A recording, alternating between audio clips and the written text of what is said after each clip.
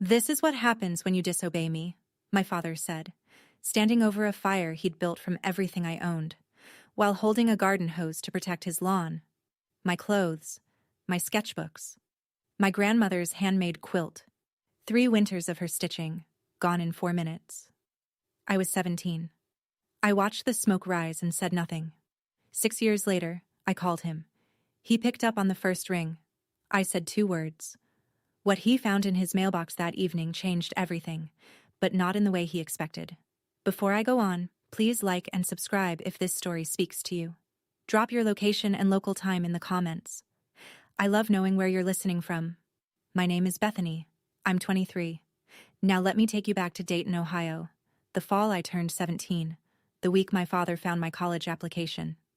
The house at 4892 Ridgewood Drive was a 3-bedroom ranch on a quarter-acre lot in a suburb where every other mailbox had an American flag sticker and every driveway held at least one pickup truck.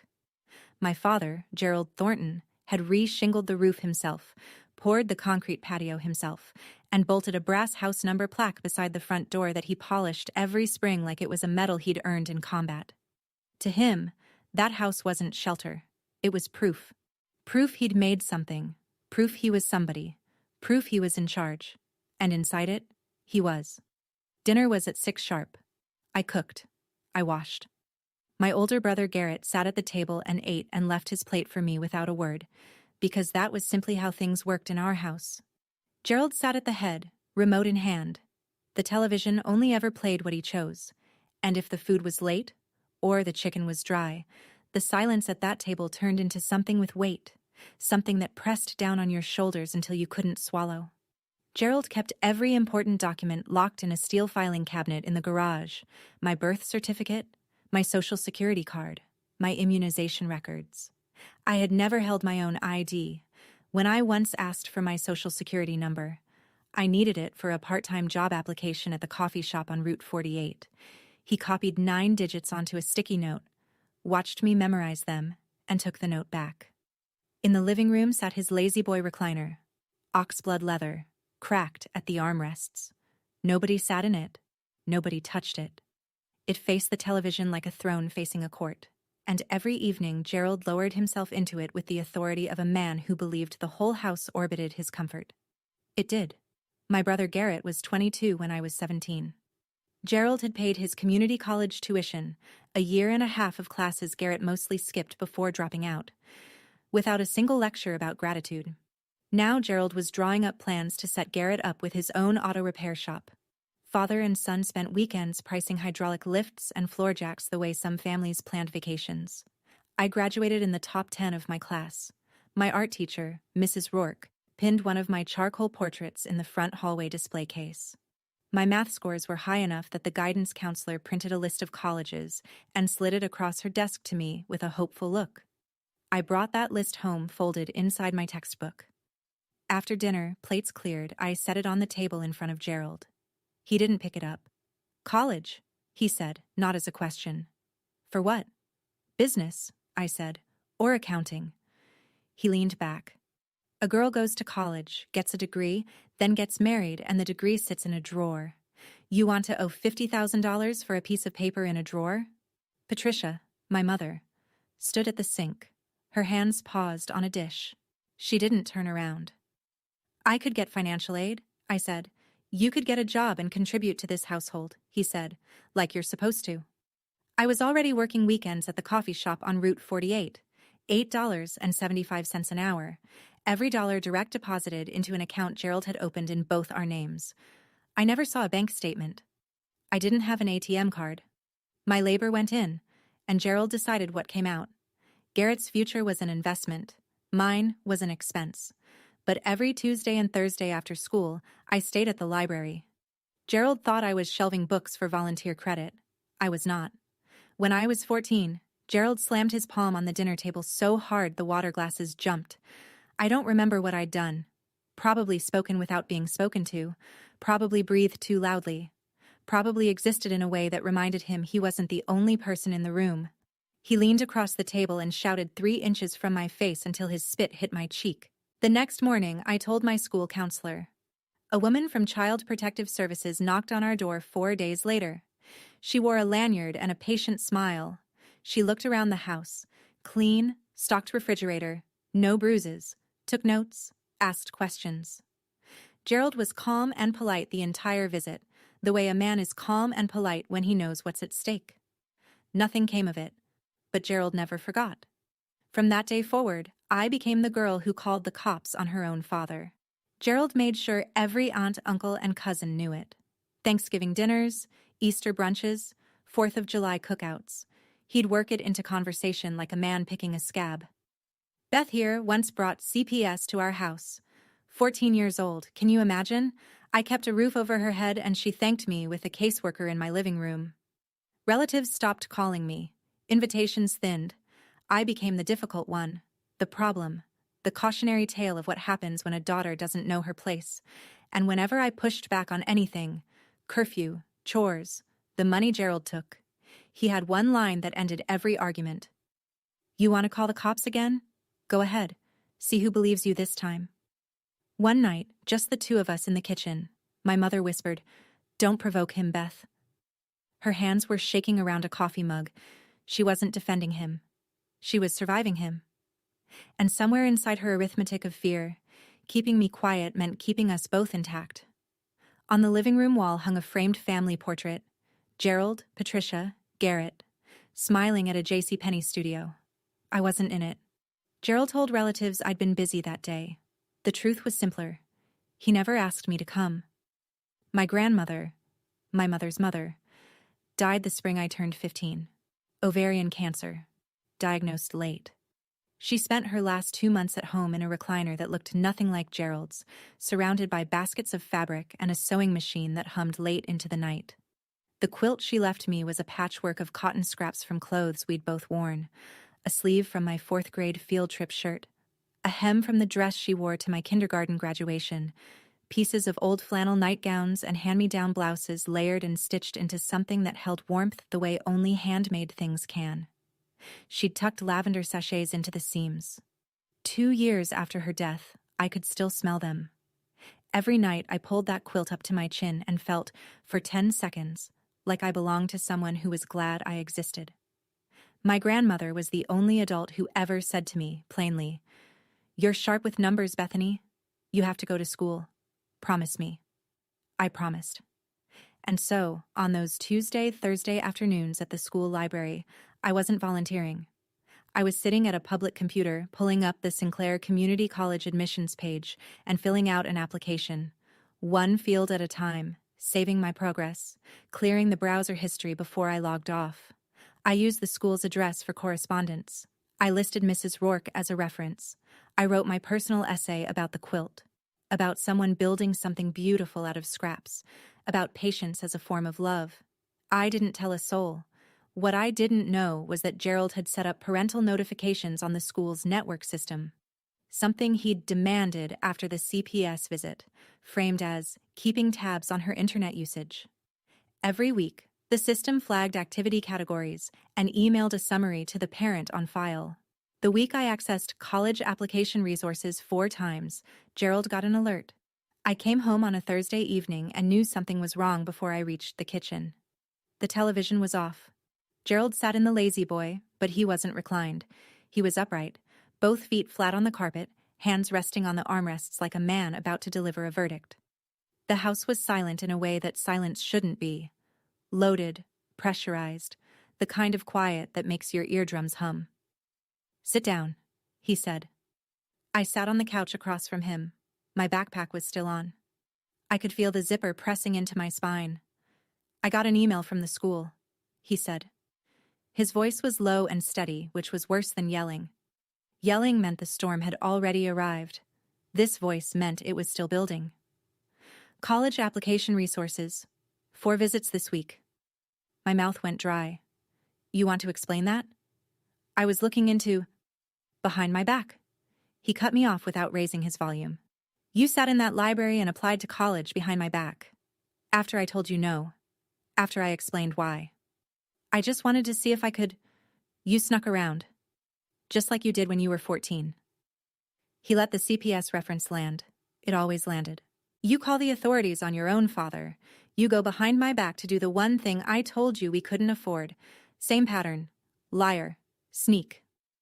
Patricia stood at the kitchen sink. I could hear the faucet running, though she'd stopped washing anything. Her hands were motionless in the water. Gerald stood up. The lazy boy rocked once behind him. He walked to the garage. I heard the filing cabinet open, the jingle of keys. When he came back, he was holding a heavy-duty black trash bag and his ring of house keys. He looked at me and said one word. Outside. He went to my room first. I followed him up the stairs because I didn't know what else to do, because my body hadn't yet caught up with the understanding that what was happening was actually happening. Gerald yanked open my closet and started pulling. Shirts, jeans, the second-hand winter coat I'd bought at Goodwill with my own tips. He stuffed them into the trash bag the way a man bags leaves in autumn. Mechanical, thorough, no hesitation. My sketchbooks went next.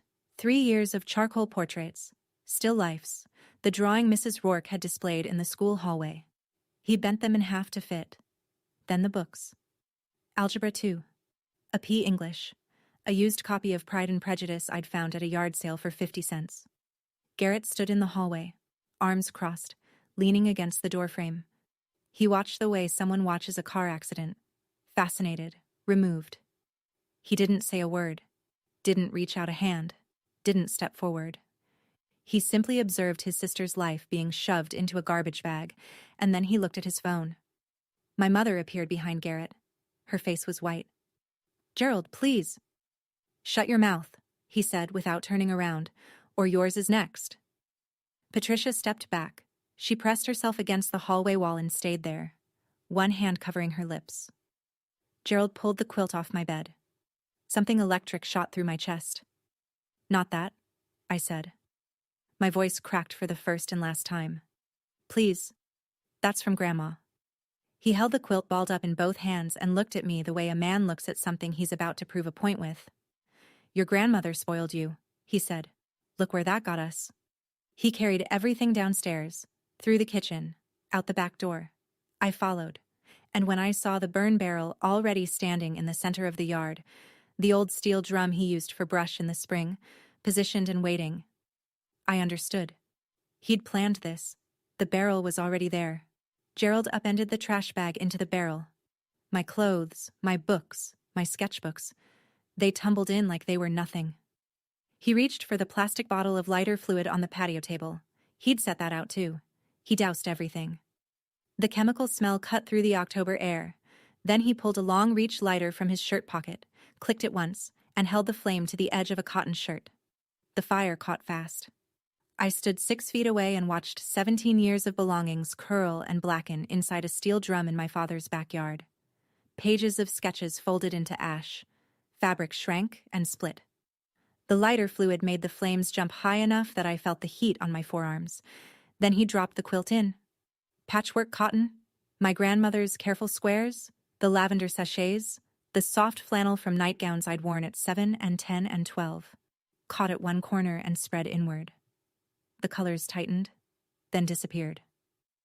The whole thing was gone in under 4 minutes. Gerald held the garden hose in his other hand. Not for my things. For his lawn, in case the sparks drifted. Next door, I saw Mrs. Ruth Delano standing on her back porch.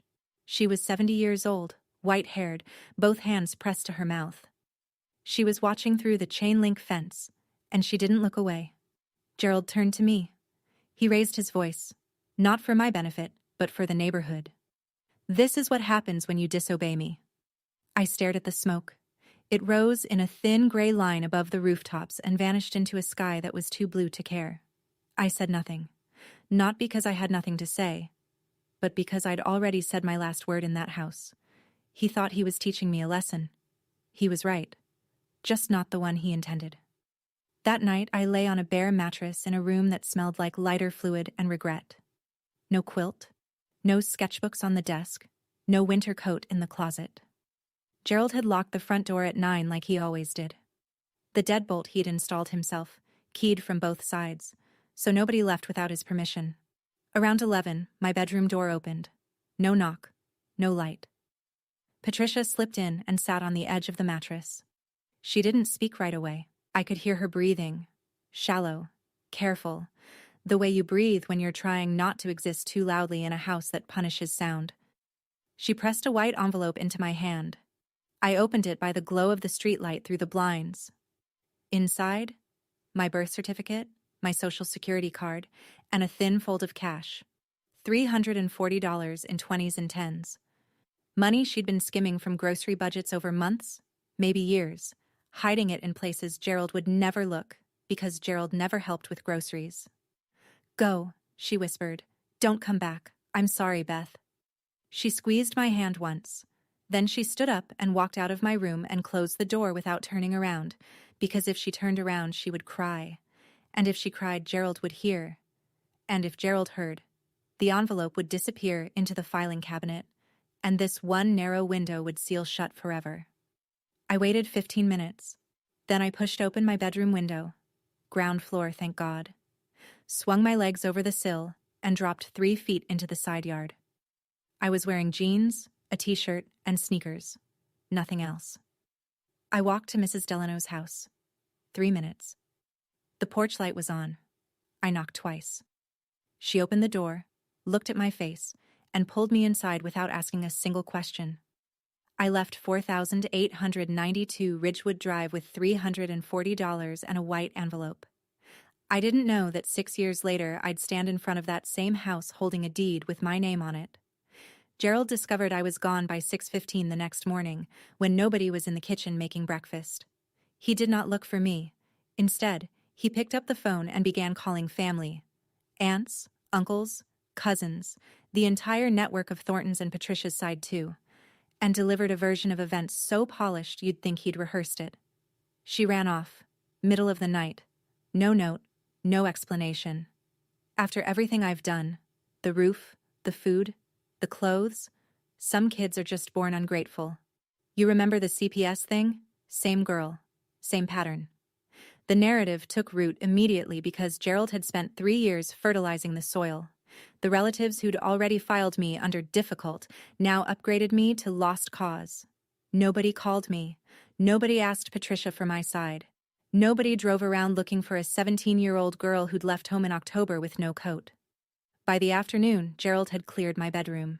Mrs. Delano, watching from her kitchen window, told me later that she saw him carry out a bookshelf, a small desk, and a floor lamp. Within 48 hours, the room held a weight bench, a standing mirror, and rubber floor mats. Garrett's new home gym.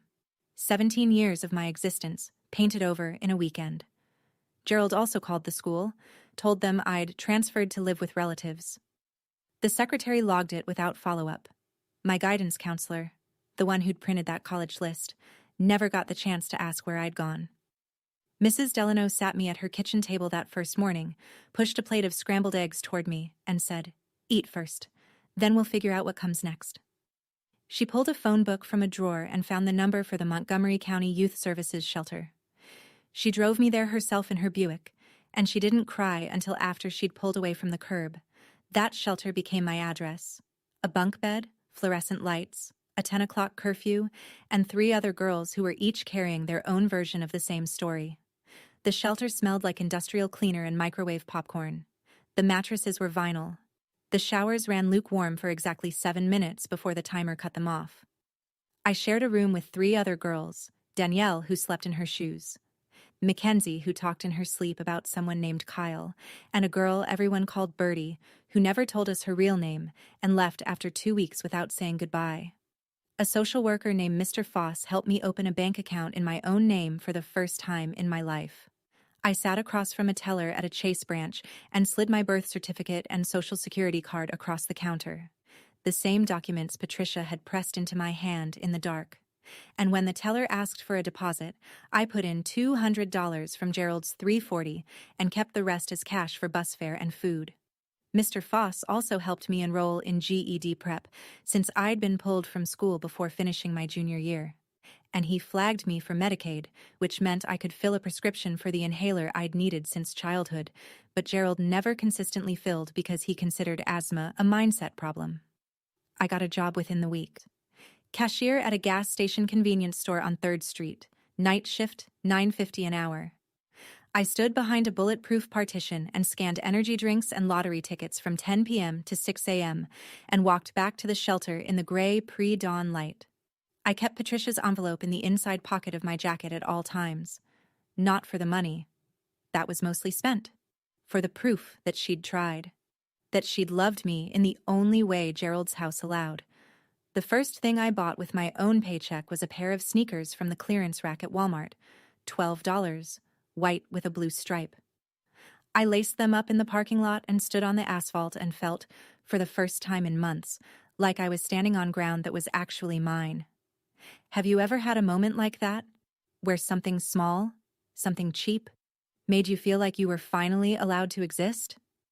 I used to lie on that bunk at the shelter and wonder, why did wanting an education count as disobedience? Why was ambition betrayal? If you grew up in a house where your dreams were treated as disrespect, you know exactly what I mean. Tell me in the comments. I read every single one. I passed my GED 4 months later, scored in the 92nd percentile in math. My grandmother would have been proud. At 18, I enrolled at Sinclair Community College, the same school I'd been secretly applying to when Gerald found me out. The irony sat in my chest like a stone. Financial aid covered most of the tuition. My convenience store wages covered the rest. Barely.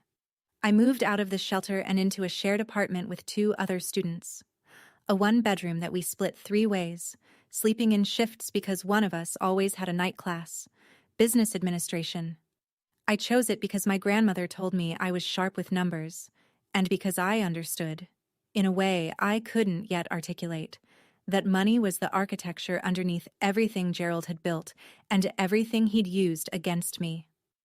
If I was going to stop being controlled, I needed to understand the machinery of control. 300 miles of interstate and a different area code separated me from Ridgewood Drive, but Dayton has a way of pulling you back through rumor. A cousin I hadn't spoken to in 2 years sent me a Facebook message. Your dad took out a loan on the house. Something about Garrett's shop. I looked it up. Public Records, Montgomery County Recorder's Office. Gerald had taken out a home equity line of credit, $85,000, secured against 4892 Ridgewood Drive. The funds were dispersed the same month a new business entity registered with the state. Thornton and Son Auto Repair, LLC, and Son. Not and daughter, not and family. One afternoon, my bus route to campus passed through the commercial strip on Linden Avenue, and there it was. A freshly painted sign with blue background and yellow block letters. Thornton and Son Auto, mounted on a building Gerald had leased, with money borrowed against the only thing of value he owned. $85,000 on his son's dream. $340 is what my mother could scrape together for mine. The year I turned 20, I almost quit. I was working 2 jobs, the convenience store and a weekend housekeeping shift at a Comfort Inn off of Pine 75, while carrying 15 credit hours at Sinclair. My alarm went off at 5:30 every morning, and some nights I didn't get to sleep until 1. I ate ramen and peanut butter sandwiches and free continental breakfast leftovers that the hotel let staff take home in styrofoam containers. I nearly failed accounting 201. Not because I didn't understand debits and credits, but because I fell asleep during the midterm. Actually fell asleep, pen in hand, face on the desk, and woke up with 20 minutes left and a test half blank. And then came the message from a cousin, a screenshot of something Gerald had posted on Facebook. I didn't have him as a friend, but the family network is porous in small-town Ohio. Gerald's post read, "Sad to say my daughter chose the streets over family. I tried my best. Some people don't want to be helped. Pray for her." Below it, 11 comments. Relatives expressing sympathy for Gerald. One aunt wrote, "You did everything you could, Jer. She'll learn the hard way. Nobody asked me. Nobody checked." That night, after my housekeeping shift, I sat on the bus at 11 p.m., forehead against the cold window, and I cried for the first time since the fire. Not loud, not dramatic, just tears running into the collar of a uniform polo that smelled like bleach and someone else's hotel room. For about 10 minutes, I wondered whether Gerald was right, whether I was wasting my time, whether the world was just a series of rooms controlled by men like him and I'd never find one that was mine. Then I remembered my grandmother's hands, the quilt, the stitching.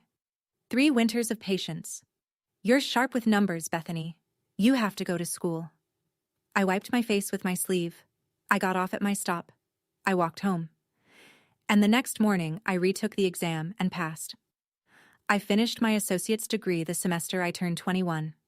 Not with honors, not with fanfare, just a diploma in a cardboard folder and the quiet knowledge that nobody had handed me a single credit.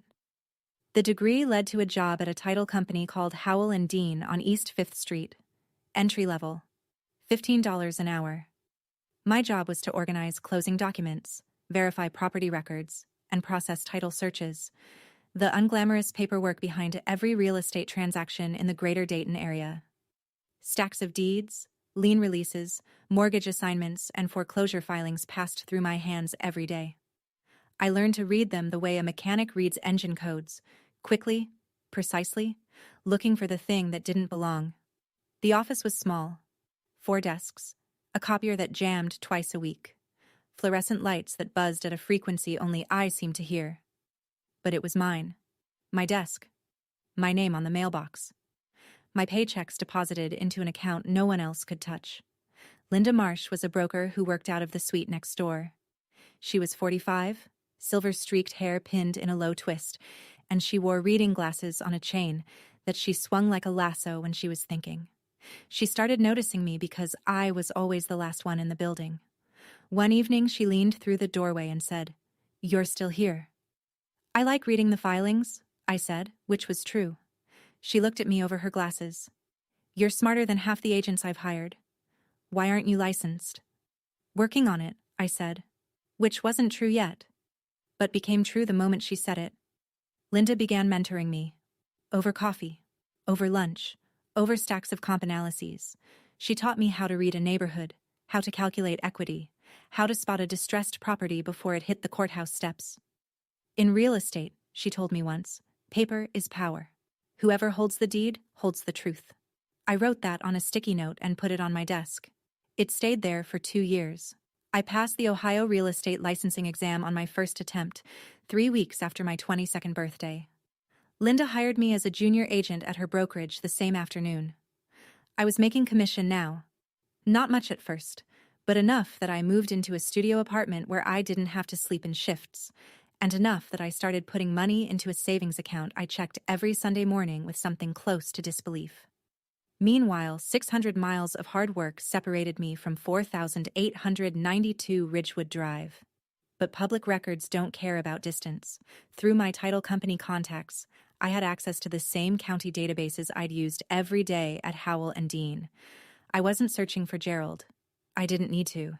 When you work in real estate in Montgomery County, information about every property, every lien, every default, every transfer, flows across your desk like water. You don't have to go looking. It finds you.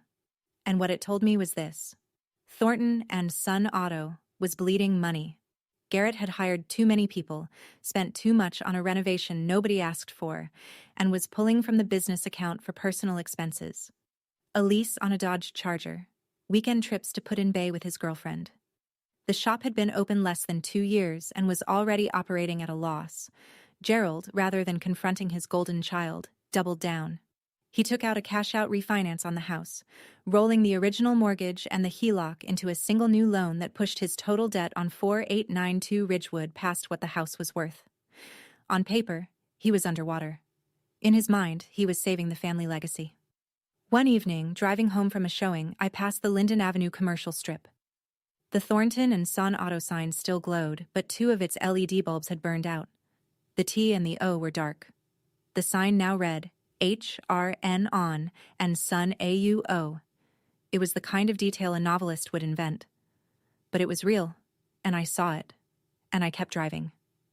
The phone call came on a Sunday morning, 6 months before everything changed. I didn't recognize the number. I almost didn't answer. I was reviewing comps for a listing appointment. But something made me swipe. Beth? I hadn't heard my mother's voice in 4 years. It was thinner than I remembered, stretched tight like a wire carrying too much current. Mom. I'm calling from Ruth's phone. Mrs. Delano. Of course. Patricia didn't have a phone Gerald couldn't check. Ruth gave me your number a long time ago. I didn't know if you'd pick up. I picked up. Silence. Then. Your father is under a lot of stress, Beth. The shop isn't doing well. He's drinking more. Garrett doesn't come around much anymore. She wasn't asking me for money. She wasn't asking me to come back. She was just talking. The way a person talks when they've been holding their breath inside a sealed room and someone finally cracks a window. Are you okay, Mom? A pause. I'm the same. Which meant, no. Mom. You can leave, you know. There are resources. I can help you find. I'm fine, Beth. I just wanted to hear your voice. We talked for 8 more minutes. She asked what I was doing.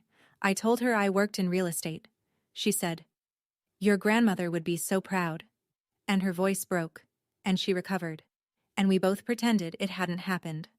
After I hung up, I sat on my apartment floor for 10 minutes, staring at the wall. I thought about calling Gerald. I didn't. I thought about calling Garrett. I didn't. I thought about driving to Dayton and knocking on the front door of 4892 Ridgewood and saying, "What? What would I say to a man who burned my things and slept fine that night?" Nothing. There was nothing to say. 3 months later, I was sitting at my desk scrolling through the weekly foreclosure list published by the Montgomery County Recorder's Office, a task I did routinely as part of my work, looking for investment opportunities for Linda's clients. And a familiar address stopped my hand on the mouse. 4892 Ridgewood Drive. Notice of default. Bank of Dayton, N.A. Scheduled auction date, 60 days. I read the address 3 times, then a 4th. Then I pushed back from my desk and stared at the ceiling for a full minute, breathing through my mouth like a swimmer surfacing after too long underwater. 4892 Ridgewood Drive. 3-bedroom ranch. Brass house numbers. Lazy boy in the living room. Burn barrel in the backyard. The notice of default meant Gerald had missed payments for at least 90 consecutive days. The bank had filed with the county. A notice of sale would follow, and then the house would go to auction on the courthouse steps, open to any bidder with a cashier's check and a pulse.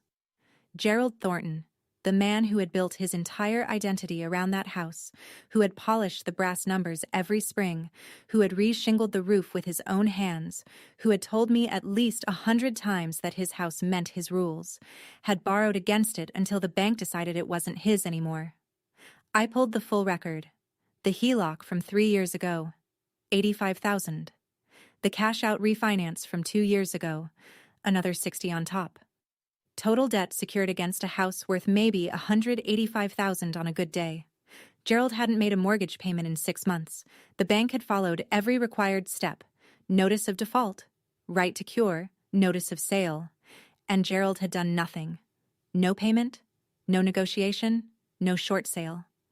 Either he didn't understand the paperwork, or he was too proud to ask for help, or both. I closed the browser tab. I opened it again. I closed it. I went to the break room and poured a cup of coffee and stood by the window. I remembered the fire, the quilt, the lighter fluid, the garden hose he held to protect his lawn. My house. My rules. "Not anymore," I said out loud, to no one.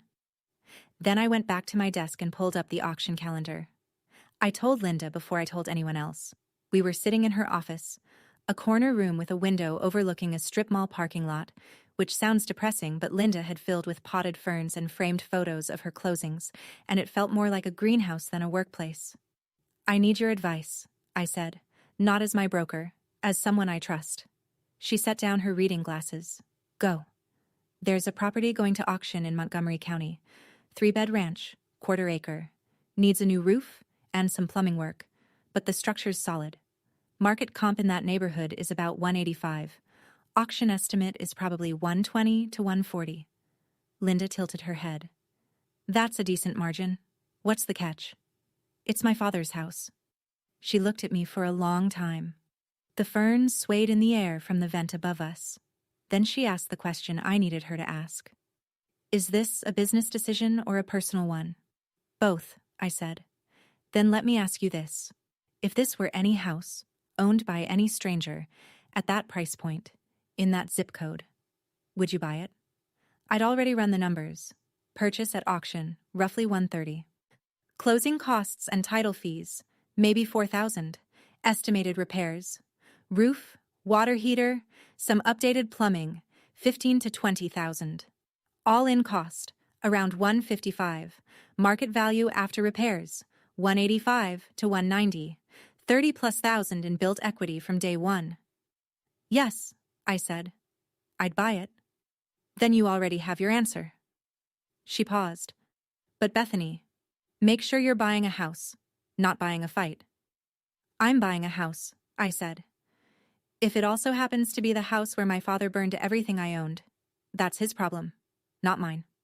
Linda looked at me over her glasses. Then she nodded once, slowly, the way she did when a deal made sense to her. I'll help you with the pre-approval, she said. I didn't go looking for this, but I wasn't going to look away either. I spent the next 3 weeks preparing the way Linda had taught me, the same way I'd prepare for any investment property, with the same spreadsheets and the same due diligence, because if this was going to work, it had to be clean. I ran the title search myself. The deed was in Gerald's name alone. Patricia was not on the title, a decision Gerald had made when they bought the house 24 years ago, claiming it simplified things. What it actually simplified was control. If the house was only in his name, Patricia had no say in what happened to it. She couldn't sell it, refinance it, or prevent him from borrowing against it. She was a guest in her own home and always had been. I verified the liens, the original mortgage, the HELOC, the cash-out refinance, all secured by the property, all in default. I confirmed the auction date, the location, Montgomery County Common Pleas Court, and the deposit requirement, a cashier's check for 10% of the opening bid, due at the time of sale. I got pre-approved for an investment property loan through a local credit union Linda had worked with for years. Combined with my savings, 4 years of commission checks, gas station shifts, hotel housekeeping wages, every dollar I'd earned since the day I climbed out of that bedroom window. I had enough for the deposit, and then some. The night before the auction, I couldn't sleep. I sat on my apartment floor with a mug of tea, and the only photograph I still owned from my old life, a Polaroid of my grandmother holding me at age 5, taken at a church picnic. I was laughing. She was looking down at me like I was the only good thing in the frame. I tucked the photo back into my wallet and set my alarm for 6 a.m. Tomorrow, I would stand on the steps of the Montgomery County Courthouse and bid on the house where my father had told me I was nothing. The cashier's check in my bag was for $14,000, 10% of the opening bid. It represented 6 years of labor, 6 years of silence, and 6 years of becoming someone Gerald Thornton never imagined I could be. The Montgomery County Courthouse smelled like floor wax and old paper. The auction was held in a room on the second floor. Linoleum, folding chairs, a podium at the front, and about 20 people sat in clusters, most of them investors or attorneys. I was the only woman under 30. The auctioneer worked through properties in order: a duplex on Wayne Avenue, a vacant lot near Riverside, an apartment building on Salem with a tax lien dispute. Each one drawn out in legalese and then resolved in 60 seconds of raised paddles and monotone bids. Then, Lot 7, 4,892 Ridgewood Drive, single-family residential, 3-bedroom, 1.5 bath, quarter-acre lot, foreclosure sale, opening bid set by the line holder at $119,000. My chest tightened. I held my paddle flat against my thigh. 2 other bidders raised immediately: a man in a golf shirt who looked like he bought houses the way some people buy scratch-offs, and a woman with a clipboard who represented some regional investment group. 119, 122, 125. The golf shirt man dropped out at 128. The clipboard woman pushed to 130. I raised my paddle. 131. The clipboard woman looked at me, then at her spreadsheet, then shook her head. The auctioneer waited. Silence in the room like a held breath. Sold. $131,000. Bidder number 7. I walked to the clerk's table and signed. The pen was cheap. Blue ballpoint courthouse issue, the kind that costs 12 cents in bulk. But when I wrote Bethany Thornton on the purchase agreement, my hand was steady. The clerk glanced at the name, then at the name on the foreclosure filing. Thornton and Thornton. She looked up at me. I looked back. She stamped the document without comment. Gerald had let every opportunity to save the house pass. Every cure period, every negotiation window, every chance to sell before the bank took over.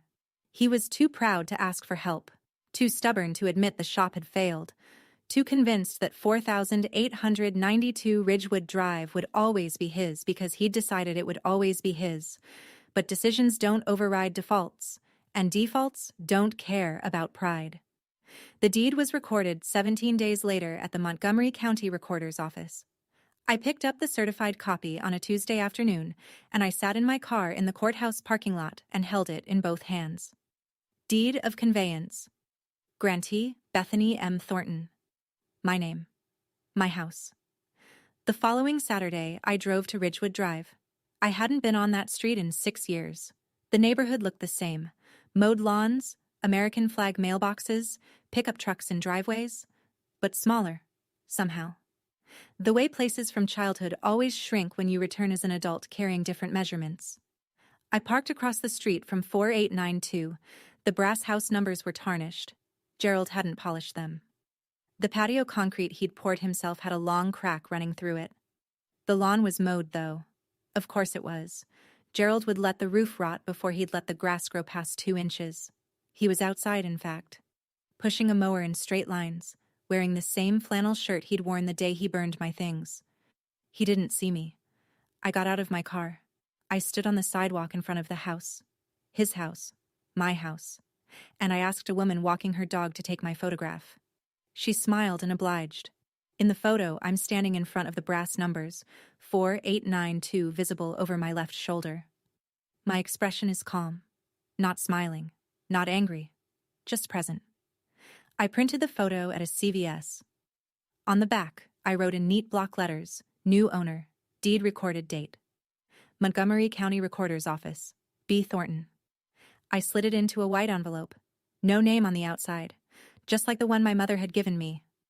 I drove to Ridgewood Drive one more time, opened the mailbox at the curb, placed the envelope inside, raised the red flag, and drove away.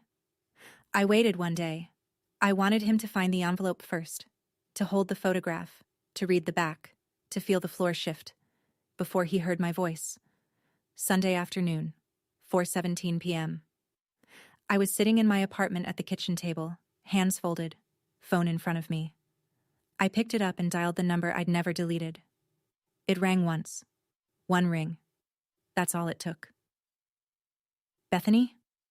His voice was different, older, rougher at the edges like sandpaper that's been used too many times, but there was something else in it, something I hadn't expected. He sounded like a man who had been waiting by the phone but would never admit it. A man who had kept his daughter's number saved for 6 years without calling because calling would mean the silence was his fault, and admitting fault was the one thing Gerald Thornton could not do. "Check your mailbox," I said. Then I hung up. I set the phone on the table and stared at it for a long time. My heart was pounding in a way that surprised me. Not from anger, not from triumph, but from the strange, vertiginous feeling of completing a circuit that had been open for 6 years. He'd picked up on the first ring. He could have let it go to voicemail. He could have waited 3 rings, 4, 5. Long enough to pretend he wasn't eager. Long enough to reassemble the Gerald who didn't need anyone. But he hadn't. He'd picked up the phone like a man reaching for something he was afraid would disappear. I didn't know what he'd do next. I didn't know if he'd rage or cry, or drive to my office, or sit on the porch in silence. But I knew one thing with absolute certainty. For the first time in his life, Gerald Thornton was going to open a piece of mail and discover that his daughter owned the roof over his head. I wasn't there when he opened it. What I know, I learned later. From Mrs. Delano, who was sitting on her porch with a glass of iced tea and a direct sightline to Gerald's mailbox, because Ruth Delano was 74 years old and had earned the right to observe her neighborhood without apology. She told me Gerald walked to the curb about 20 minutes after my call. He was still holding his flip phone. He opened the mailbox, pulled out the white envelope, and turned it over in his hands. No name, no return address. He tore it open standing in the driveway. He looked at the photograph. Ruth said he went very still. The kind of still that only happens when the body is processing something the mind hasn't caught up with yet. He stared at the front, Then he flipped it over and read the back. Ruth said. His hand dropped to his side. The envelope fluttered to the pavement. He sat down on the front porch steps, the same porch where he used to sit with a Budweiser and survey his domain. And he did not move for 40 minutes. He didn't call Patricia. He didn't shout. He didn't go inside. He just sat there holding the photograph in one hand and his phone in the other, staring at the lawn he'd mowed that morning, the lawn that now belonged to his 23-year-old daughter. Ruth told me he called me back. 3 times. I didn't answer. He sat there like a man who'd just been told his own house didn't know his name anymore. Ruth said to me later over the phone, in her quiet, steady voice. I said nothing. You okay, sweetheart?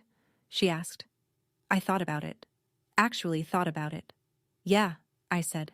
I think I am. For 6 years, Gerald had controlled who got to speak and who had to stay silent. Now the silence was his, and I was the one who'd chosen not to fill it. 2 days later, Gerald walked into the offices of Marsh & Associates Realty at 10:15 on a Tuesday morning. I was at my desk, second cup of coffee, reviewing a listing agreement for a property on Huffman Avenue. Linda was in her office with the door open. 2 other agents, Mark and Denise, were at their desks. A client couple sat in the waiting area flipping through a home search binder. The door opened and Gerald stepped in like he was entering a courtroom. Flannel shirt, work jeans with a grease stain on the left knee, ball cap that read Thornton and Son Auto, the logo of a business that had closed 3 months ago. He looked older, thinner in the face, heavier under the eyes. But his posture was the same. Rigid, commanding. The posture of a man who expected rooms to rearrange themselves around him. He scanned the office and found me. Bethany. I looked up from my desk. My nameplate was facing him. Bethany Thornton, licensed agent. Gerald, I said. Not Dad. Not anymore. He crossed the room in 4 strides. You think this is funny? You think you can take my house? I set down my pen. It stopped being your house when you stopped paying the mortgage 6 months ago. The bank filed for foreclosure. The auction was public. Anyone with financing could bid. I had financing. I bid. I won. It's all recorded at the county recorder's office. That is my house. His voice cracked upward. Mark and Denise stopped typing. The client couple in the waiting area looked up. I built that patio. I reshingled that roof. And then you borrowed against it until there was nothing left, I said. I kept my voice level. You took out an $85,000 HELOC for Garrett's shop. Then a cash-out refinance for 60 more. The shop failed. The payments stopped. The bank followed procedure. This isn't something I did to you, Gerald. This is something that happened because of choices you made. He stood there, breathing hard, fists at his sides. The room was silent in the way rooms go silent when everyone is pretending not to watch. Linda stepped out of her office. She was calm the way a woman who has brokered 1,200 transactions is calm, unshakable, measured, with the kind of authority that doesn't need volume. Sir, I'm going to need you to lower your voice. This is a place of business. Gerald swung toward her. You don't know this girl. She called CPS on her own father when she was 14 years old. That's who you hired. Linda didn't blink. She looked at me. I looked back. I reported my school counselor, I said, because you screamed in my face at the dinner table. CPS came because they were supposed to come. You weren't charged with anything. But you made sure every relative I had knew about it, and you used it to isolate me for 3 years. So let's be accurate about what happened, Gerald. The client couple was staring openly now. Denise had her hand frozen over her keyboard. Mark had quietly pulled out his phone, not recording, just holding it, like a reflex. Gerald's face reddened. He opened his mouth, then closed it, then opened it again. I raised you, he said. His voice was quieter now, but the edge was still there. I fed you. I gave you a roof. And this is what I get? You burned everything I owned in the backyard, I said. My clothes, my books, my grandmother's quilt. You stood there with a garden hose to protect your lawn and let 6 years of my life turn to ash. And then you told the whole family I was ungrateful. I paused. Every person in that office was listening. You don't get to destroy someone's belongings and then complain when you lose yours, through your own choices. Gerald stared at me. I could see the machinery behind his eyes grinding, trying to find the angle, the leverage, the word that would flip this back to a reality he controlled. But there was no angle. There was no leverage. The deed was recorded. The auction was legal. The numbers were public. You have 30 days, I said. Standard eviction timeline under Ohio law. I won't shorten it. I won't extend it. 30 days. He stood in the middle of the office, surrounded by people who now knew exactly who he was, and for the first time in his life, he had nothing to say. He walked out without closing the door. You know, standing there in that office, watching him leave, I realized something I hadn't expected. He still didn't understand. He still thought the house was about power. His power. He never considered that I didn't buy it to take something from him. I bought it because I could. Because 6 years ago, I couldn't buy a bus ticket. And now I could buy a house. The house just happened to be his. But here's what I keep turning over in my mind. Is there a difference between justice and revenge when the person never sees the line? What do you think? Does it matter what you call it? Or does it only matter what it costs you? Tell me in the comments. I really want to know. Garrett called me 4 days later. It was the first time I'd heard his voice since I was 17. Beth? He sounded like a man standing in a room where everything was on fire and he'd just realized the exit was locked. I know we haven't. It's been... Look. Dad needs somewhere to go. He's got 30 days, right? He told me. He does. Okay. So, here's the thing. A pause so long I could hear him swallow. I don't really have room. Kelly and I are in a 1-bedroom in Columbus. It's tight. I can't take him. Garrett, I said. He mortgaged the house for your shop? $85,000? He refinanced for another $60,000 to keep it afloat when it started failing. You know that, right? Silence.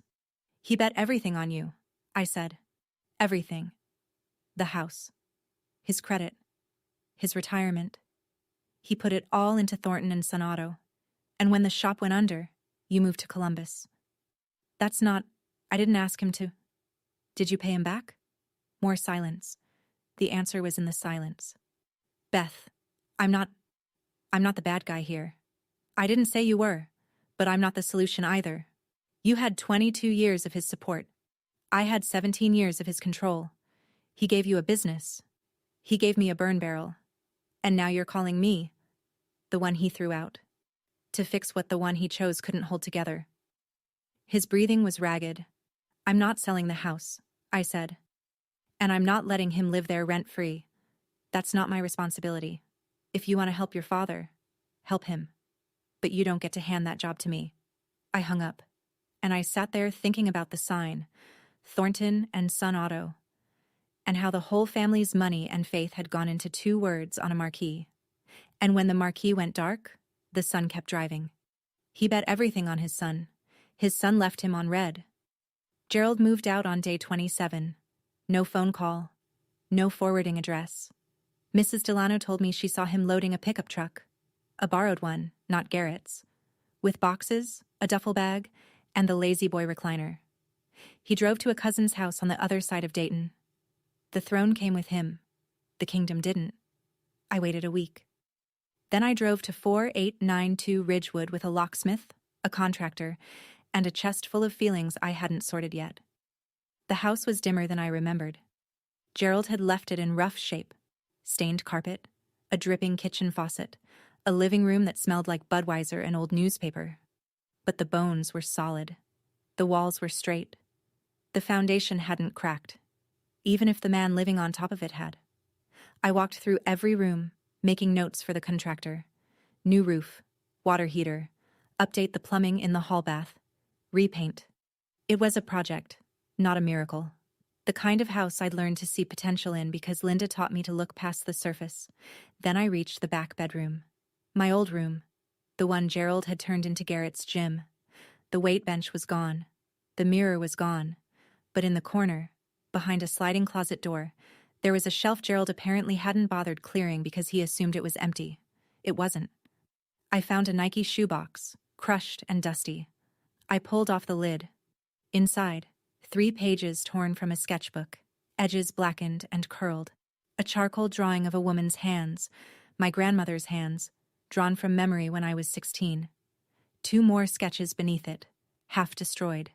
And at the bottom, folded into a small square, a piece of fabric, patchwork cotton, singed at the edges, faded lavender scent, barely there, a single square from the quilt. Gerald had gone into the ashes. After the fire had died and I'd gone to my room and the neighborhood had turned out its lights, he had reached into that burn barrel and pulled these things out. He'd kept them in a shoebox on a shelf in a closet for 6 years. He never told me. He never used them to apologize. He just kept them, the way he kept my phone number, silently, privately, uselessly. I held the square of fabric and sat on the bare floor of my old bedroom and felt something I couldn't name. Not forgiveness, not anger, something in between. Like finding a handprint in cement from someone who broke your window. It didn't change what he did. But it changed the shape of what I remembered.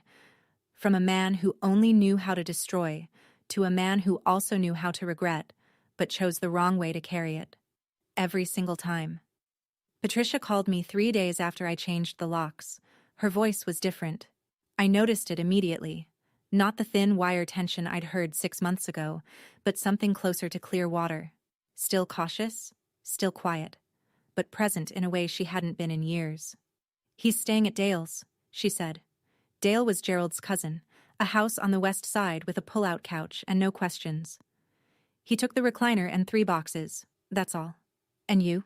I asked. "I'm still at the house." A pause. "Your house."